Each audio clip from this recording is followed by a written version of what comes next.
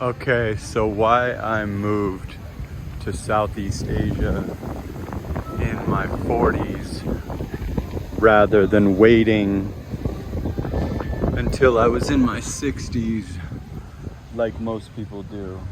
At the end of the day, you only get one life, and basically you don't have any children, you have a little bit of money, you should do whatever makes you happy because you're not affecting anyone else. As a man in his 40s that had grand dreams of Bentleys and mansions, probably because I came from, my grandparents were ultra rich, so I saw that as a little kid and I thought that was going to be my reality. At a certain point, you need to be realistic and let go of those materialistic dreams. I've made some good money on my own. I inherited $2,000 from those said rich grandparents, over 14 million US dollar estate. And that was that.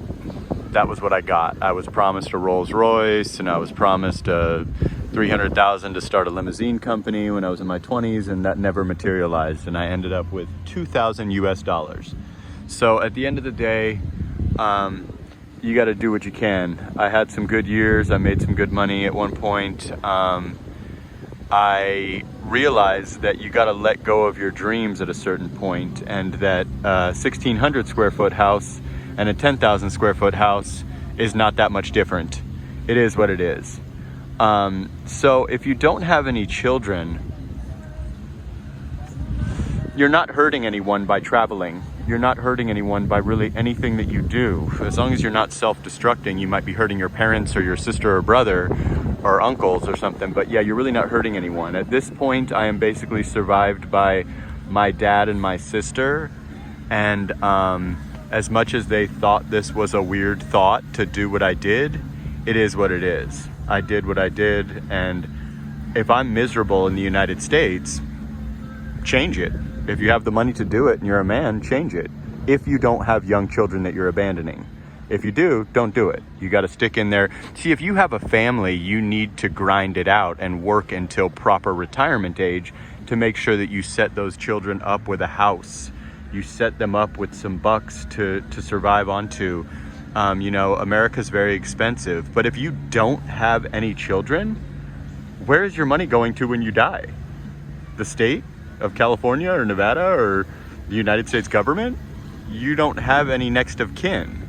And if I'm the youngest child, I may outlive everybody. So what would I really be grinding for the next 20 years? Like, what exactly would I be getting? There's no point at all. It's completely pointless to really work that hard for what? What are you really getting at the end of the day? Nothing. You're getting just grinding your ass off when you're not ever gonna get to that point or hit that pinnacle of those big levels. By the time you're like in your 40s, you're at wherever you're going to be in life. Most people aren't gonna extreme an amazing leg of success at 55. Has it happened? Yeah.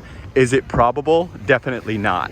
When you're about 45, 46 years old, you're probably what you're going to be. If you're an insurance salesman making $100,000 a year, that's what you are. You're an insurance salesman making $100,000 a year. You're probably not going to become the CEO of Pfizer or the next Bill Gates. Now, could it happen? Yeah, but you have to be realistic, basically, at the end of the day. So that's what it comes down to. And my advice to anyone that doesn't have the young children and all that shit is do whatever you want. You want to move to Africa? Knock yourself out. You want to move to Mexico? Knock yourself out. You want to move to the Philippines? You want to move to Thailand? You want to move to Kuala Lumpur, Malaysia, Bali? Do it up. You already probably grinded for 30 years if you started working when you were like 16 or something. You might as well enjoy yourself. We don't know what the future holds or when, it'll be the final curtain call, essentially.